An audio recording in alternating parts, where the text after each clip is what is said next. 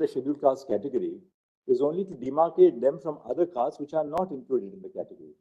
The inclusion does not automatically lead to the formation of a uniform and internally homogeneous class which cannot be further classified.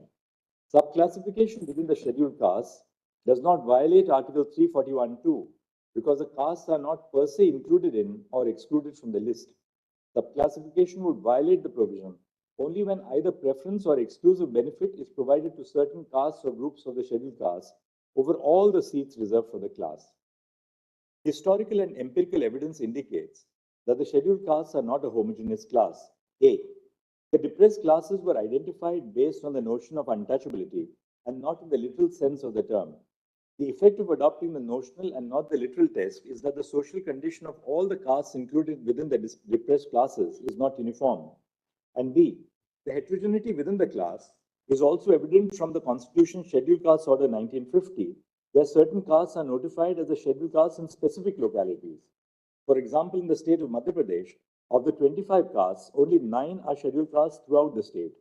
The criteria used to identify the scheduled caste itself indicates that the endeavor was not to include all castes that suffered from identical forms of untouchability. The state, in exercise of the power under Articles 15(4) and 16(4), can further classify the scheduled castes. The first prong of the test for subclassification is whether the scheduled castes form a homogeneous group, integrated class, for all purposes.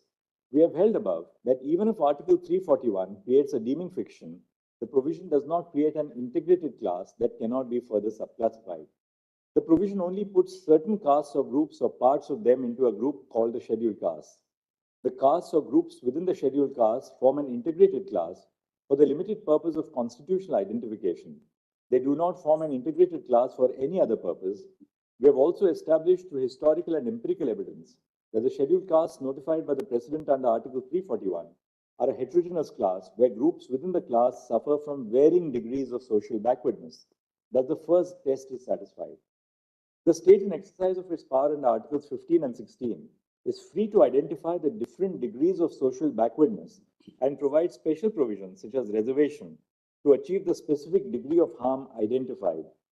If the scheduled castes are not similarly situated for the purpose of the law or the specific harm identified, there is nothing in Articles 15, 16, and 341 which prevents the state from applying the principle of subclassification of the class. Thus, the scheduled castes can be further classified if A, there is a rational principle for differentiation, and B, if the rational principle is a nexus with the purpose of subclassification. The scope of subclassification of the scheduled castes is summarized below. A. Since the purpose of Articles 15(4) and 16(4) is to ensure equality of opportunity of the socially backward classes,